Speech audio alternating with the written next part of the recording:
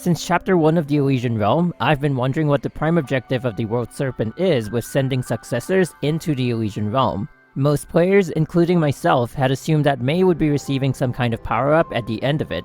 Now, as we're approaching the conclusion of this arc, we still have yet to see the true purpose of the realm. Asking around in the Honkai community, some have said that the realm is a huge lesson in history, there to teach the successors the mistakes of the previous era, so they might have more success against the Honkai in the current one.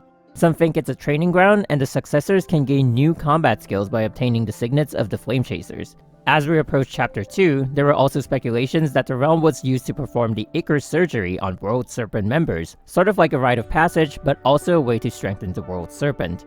A summary in the game says May did it to find out the true will of Honkai, but as we've learned from recent events, even the other World Serpent agents haven't gotten far in the Elysian Realm.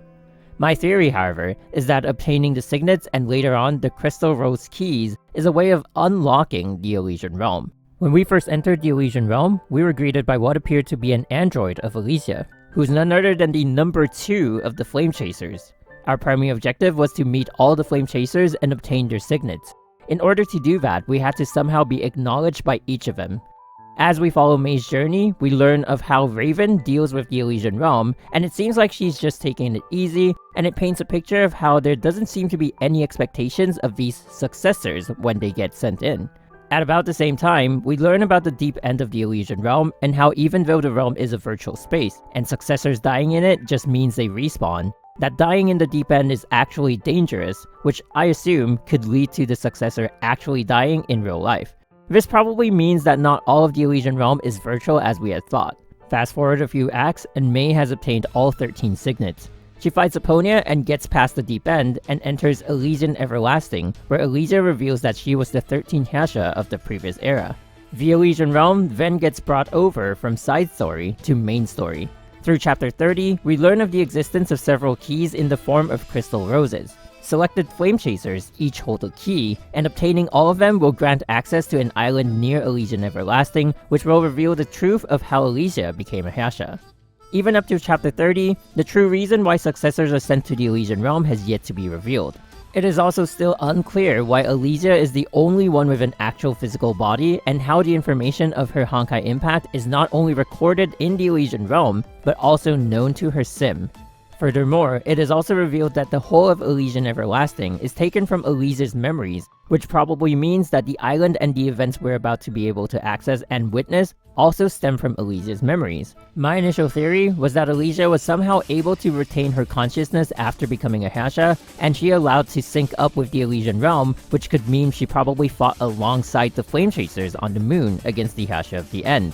I have, however, come up with another theory that the Flame Chasers fought and defeated Elysia, and then used her Herrscher core to create the Elysian Realm. That could be why the realm is still named after Elysia, why the deepest parts of the realm are all based off her memories, and why the information of her life past being a Herrscher is recorded in the Elysian Realm.